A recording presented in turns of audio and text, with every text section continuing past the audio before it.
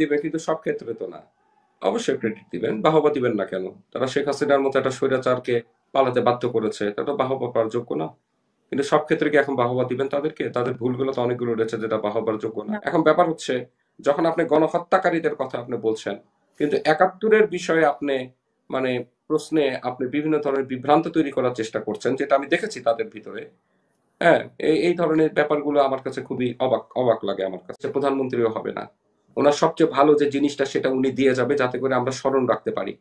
কিন্তু এই দেশের মানুষের একটা চরিত্র রয়েছে, সেটা হচ্ছে ভালো করলে তাকে ফুলের মালা দিবে, আর সে যদি খারাপ করে তাহলে কি মালা দেয় সেটাও সবার জানা আছে।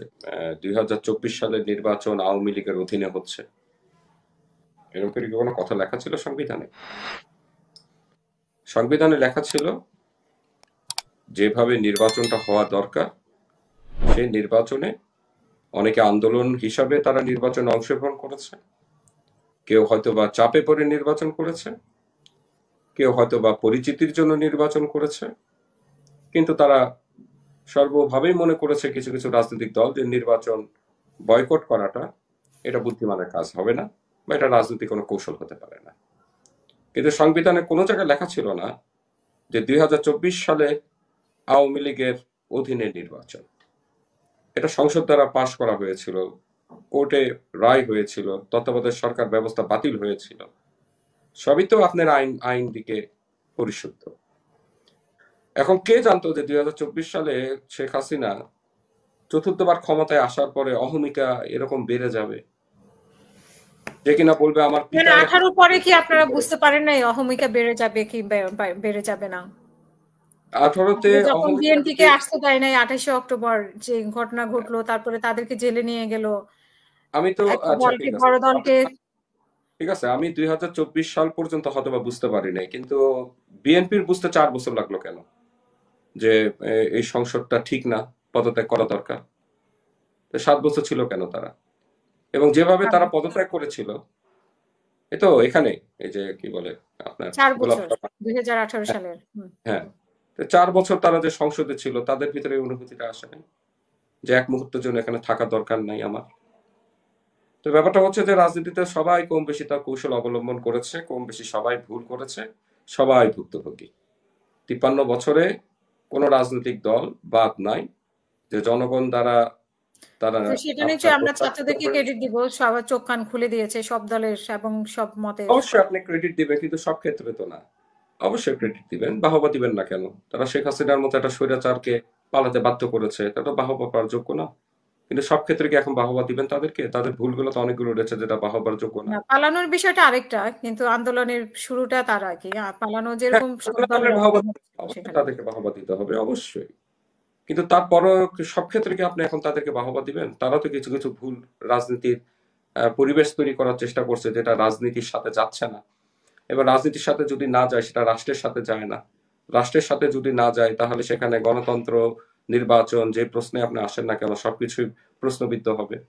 এই যে ওরা বলছে যে জাতীয় সরকারের জন্য বিএনপি মানে সমর্থন করে নাই, আমি তো এটাকে যুক্তিসঙ্গত মনে করি। বিএনপি এমন একটা সরকার, একটা দলে থেকে একটি সরকারে জাতীয় সরকার গঠন হবে কিসের কারণে?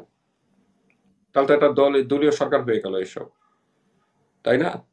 আপনি কি লেখা আছে সংবিধানে, কি আছে যদি রানিং গভর্নমেন্ট, মানে ধরেন নির্বাচিত সরকার যদি সে দেশ চালাতে ব্যর্থ হয় বা ফেল করে, তাহলে ওই 5 বছরের ভিতরে কি সরকার গঠন হবে? ছায়া সরকার গঠন হবে, তো বিরোধী দল যে থাকবে সেই কিনা সরকারে আবার চলে আসবে। এটা তো নিয়ম, এসবই তো ছিল। কিন্তু আমরা তো কোনোটাই তো মানি নাই, আমরা তো কোনোটাই তো নিজেদের মতো, নিজেরাই নিজেদের মতো সংবিধান তৈরি করেছি, নিজেদের বক্তব্য দিয়ে নিজেরাই দেশ পরিচালনা করার চেষ্টা করেছি। সংবিধানকে আমরা মানি নাই, কোনো কিছুকে আমরা মানি নাই। আজকে তারা 72-এর সংবিধানের মানে মুজিবাদী সংবিধান হিসেবে তারা বলছে। 72-এর সংবিধান কি মুজিববাদী সংবিধান? জানি না মুজিববাদ কি জিনিস, তা বলতে পারি না। এটা 30 লক্ষ শহীদের রক্তের বিনিময়ে লেখা এই সংবিধান। সেখানে জাতীয়তাবাদ, সমাজতন্ত্র, গণতন্ত্র, ধর্ম নিরপেক্ষতার কথা আছে। সেখানে তারা হয়তো আজকে ধর্ম নিরপেক্ষতাকে অন্যরকম ভাবে বর্ণনা দিতে চাচ্ছে, তাই না? তাই তো নাকি রাসেল ভাই? আপনারা তো মনে হয় এটা নিয়ে কথা বলছেন, কিন্তু মনের মধ্যে প্রশ্ন করে বলেন তো, ইসলাম ধর্ম, রাষ্ট্র ধর্ম ইসলাম, এটা নিয়ে কথা বলে কিনা? এ সাহস আছে কিনা বলার মতো? আপনি ধর্ম নিরপেক্ষ, ধর্মীয় স্বাধীনতা, যত কথাই আপনি বলেন, রাষ্ট্র ধর্ম ইসলাম নিয়ে কথা বলতে পারবে? তো তো ব্যাপারটা হচ্ছে যে আপনি কি করতে চাচ্ছেন, আপনি এখনই ঠিক করতে পারছেন না। আপনি সবকিছুর উপর হাত দেওয়ার চেষ্টা করছেন অভিজ্ঞতা ছাড়া। এটা হলো এখন মূল সমস্যা। আরেকটা জিনিস হচ্ছে যে দেখেন, আমরা যে যত বড় কথাই বলি না কেন, আলটিমেটলি নির্বাচন করতে গেলে নির্বাচন দলগুলোকে প্রয়োজন হবেই।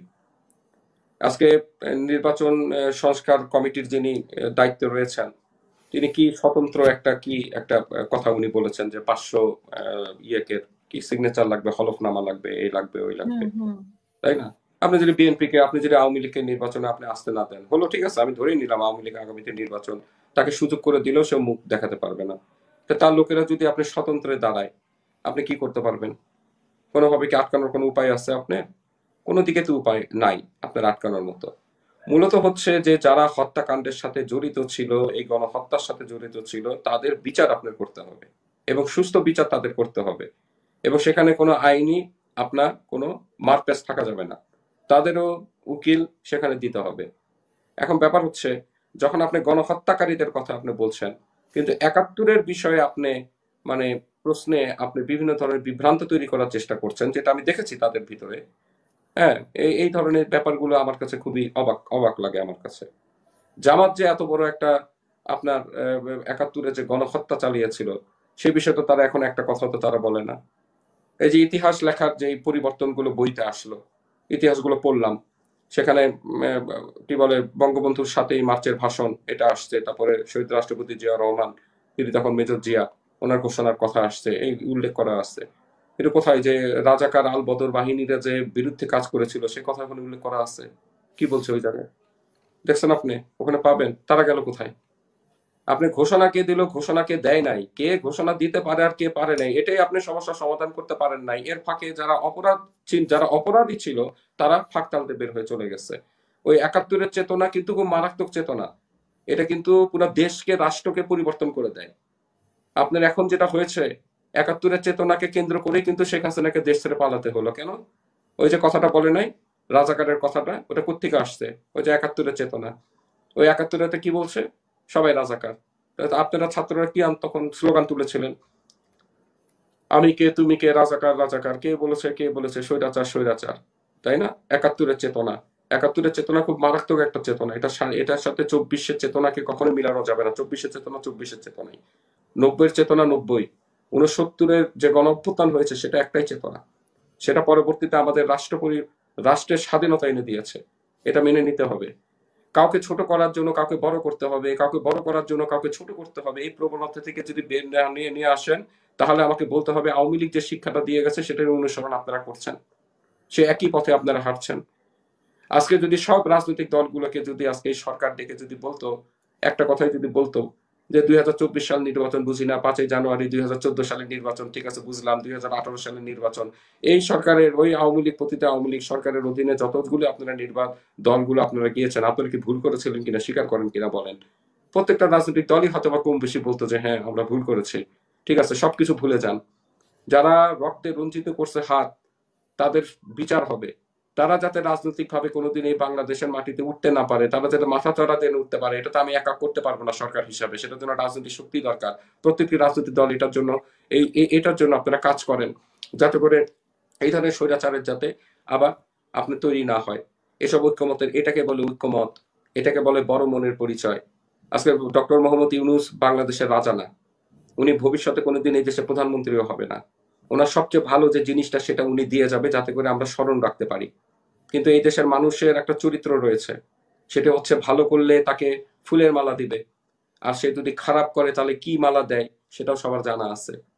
তা আপনি এত বড় একটা রিস্ক দেশের জনগণকে বুঝেও যদি আপনি পালস বোঝার চেষ্টা না করেন, রাজনৈতিক দলগুলোকে যদি বিভক্ত রাজনীতির দিকে যদি আপনি ডিভাইড অ্যান্ড রুল পলিসিতে যদি আপনি দীর্ঘমেয়াদী পরিকল্পনার মধ্যে থাকেন যে আমি কবে নির্বাচন দিব কবে হুম দিব না, এদের ভিতরে বিভক্তি তৈরি করে দিয়ে আমি একটা অনন্তকালের জন্য একটা 2 বছর 5 বছর আমি কাটাই যেতে পারি, তাহলে তো এটা চলবে না। তখন হবে কি জানেন, বিএনপি নিশ্চয়ই আন্দোলন করতে চাইলেও বিএনপি তখন কোনো দলকে কাছে পাবে না। আজকে একটা ঐক্যমতের জায়গায় আমাদেরকে পৌঁছাতে হবে। সেটি হচ্ছে যে ভুলে যেতে হবে যে দেশ রাষ্ট্র গঠনের জন্য কম বেশি প্রত্যেকটি রাজনৈতিক দলই জড়িত, সবাই জড়িত।